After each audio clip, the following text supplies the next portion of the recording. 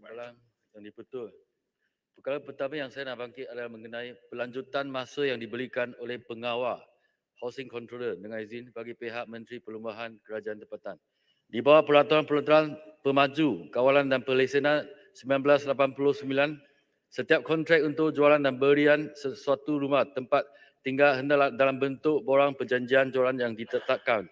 Borang tersebut menyatakan bahawa projek perumahan hendaklah disiapkan dalam tempoh 36 bulan dari tarikh perjanjian.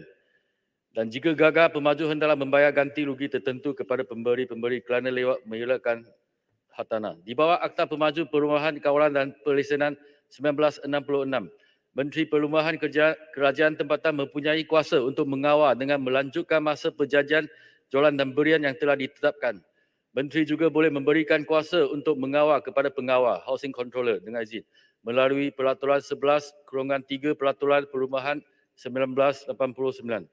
Akan tetapi, Mahkamah Persekutuan pada tahun 2019 dalam kes Ang Meng Lee lawan Menteri Kesejahteraan Bandar, Perumahan dan Kerajaan Tempatan memutuskan bahawa pengawal tidak mempunyai kuasa untuk mengecualikan atau mengubah suai apa-apa peruntukan di dalam borang perjanjian jualan yang telah ditetapkan kerana Seksyen 24 Akta Perumahan tidak memberikan kuasa ke atas Menteri Perumahan untuk membuat peraturan bagi tujuan memberi kuasa untuk mengecualikan atau mengubah borang perjanjian jualan yang ditetapkan kepada pengawal.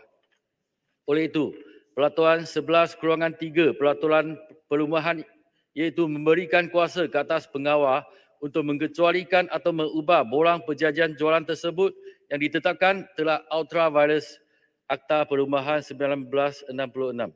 Keputusan Mahkamah Persekutuan ini telah membuka pintu floodgates dengan izin bagi pemberi rumah mengambil tindakan undang-undang terhadap pemaju kerana lewat menyelakan rumah-rumah. Hakikat ialah pemaju bergantung dan berharap rely dengan izin ke atas surat yang dikeluarkan oleh Kementerian Perumahan iaitu surat pelanjutan masa yang diberikan oleh pengawal bagi pihak Menteri Perumahan dan pemberi rumah juga bersetujui serta menandatangani surat mengenai pelanjutan masa tersebut semasa mereka menandatangani perjanjian jualan beri rumah.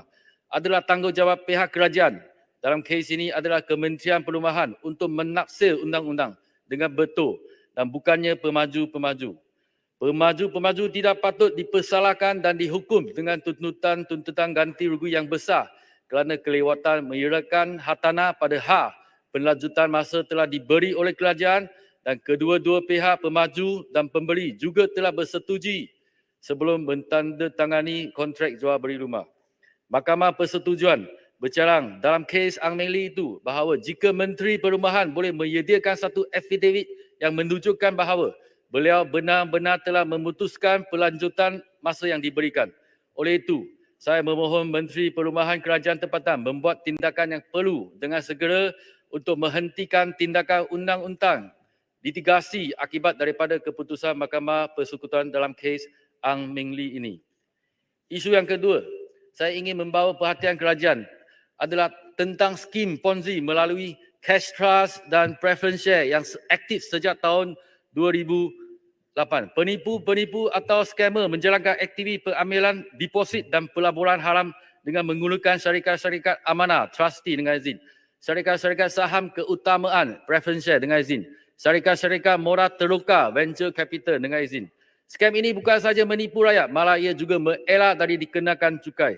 Skam ini berbohong kepada para penyimpan bahawa ia memberi pulangan lebih baik daripada simpanan tetap bank, modal dijamin, tiada risiko, bebas cukai dan diluluskan oleh Menteri Kewangan, Bank Negara Malaysia dan sebagainya. Skim Ponzi ini dipromo oleh orang terkenal, peguam, selebriti, ejen-ejen insurans dan ejen-ejen bank. Para penyimpan diperdaya oleh ejen dan penggarah syarikat supaya menandatangani pelbagai kontrak. Apabila syarikat tidak mampu membayar balik, penyimpan baru sedar bahawa mereka terperangkap dalam terma-terma kontrak dan tidak dapat mengambil balik wang hasil titik peluk mereka. Nama syarikat yang terlibat dalam skam Ponzi, cash trust dan preference share ini adalah seperti berikut. UBB Amanah Berhad, pengerusi dia Tan Sri Sulaiman Muhammad, bekas Timbalan Menteri Kesihatan. Syarikat yang seterusnya, Zico Trust Malaysia Berhad, Infinity Trustee Berhad, sekarang bertukar nama kepada Perintis Amanah Berhad, Global Asset Trustee Berhad, Citadel Trustee Berhad. Penasihat syarikat Citadel ialah Tan Sri Muhammad Bakri bin Muhammad Zini, bekas Timbalan Ketua Polis Negara. Seterusnya, Asia International Trustee Berhad, Amanah Warisan Berhad, ACE atau ACE Holding Berhad, Pacific Trustee Group International Berhad. Saya telah mengemukakan soalan saya di Dewan ini pada bulan Julai tahun lalu. Saya juga telah berjumpa dengan Suruhanjaya Security, Bank Negara Malaysia, Suruhanjaya Syarikat Malaysia dan pihak polis supaya mereka boleh ambil tindakan awal melindungi wang para penyimpan sebelum mereka menjadi mangsa penipuan. Saya telah menggunakan semua saluran kerajaan untuk memberi amalan yang awal. Saya harap usaha saya tidak disia-siakan.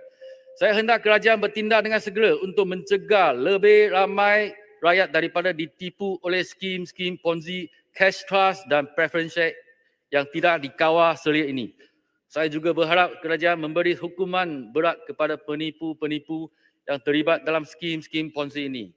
Dengan itu, sekian, saya minta menyokong Tita Duri Yang Maha Mulia Tuanku. Terima kasih. Terima kasih Yang Berhormat Kepong. Saya jemput Yang